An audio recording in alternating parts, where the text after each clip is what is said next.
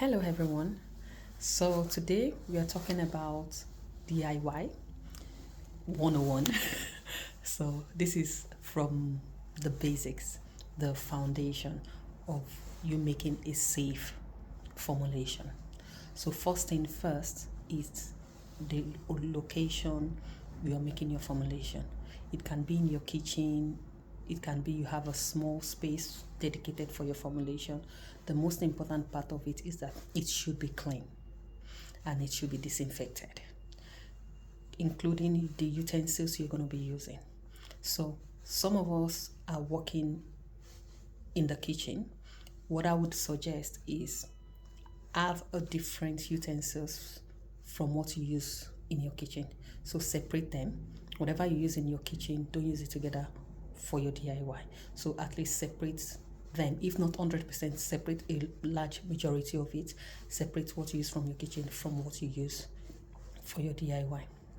So, and disinfect them before you actually start working. Secondly, work in percentage. Working in percentage is much more accurate than working in drops or in teaspoon, tablespoon. That is more accurate because some ingredients are really delicate and you can't just pour them. For instance, for essential oils, if you just say in drops, and sometimes in an essential oil they recommend that you don't use more than 1%, 2%. So let's assume you're working in drops. How would you be able to know the actual percentage of what that is? So working with 100% makes your formulation much more accurate. And thirdly, preservative. Preservative is one of the key things you need to add to your formulation, especially a water-based formulation. If you are formulating anything that has water in it, you need to preserve it. You need to preserve it. The preservative you use depends on you, but make sure that it is preserved.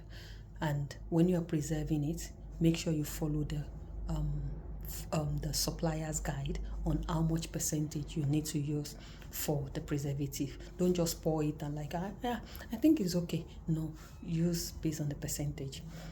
When you're doing that, you know your formulation is not contaminated and won't be contaminated, and it's going to have a long shelf life. So preserve your product. The only exception I can say with preservative is if you are using the product now, then of course you don't need to waste your preservative because you know you're using it now. Or if you're going to keep them for just a few days, in a sense like probably maybe 4-5 days, and you make sure you keep them refrigerated, yeah, you can say yeah. But if anything more than that, and you leave a water-based formulation without a preservative, when you use that formulation, you are using a contaminated product because you have microbacteria already growing in it, yeast, mold.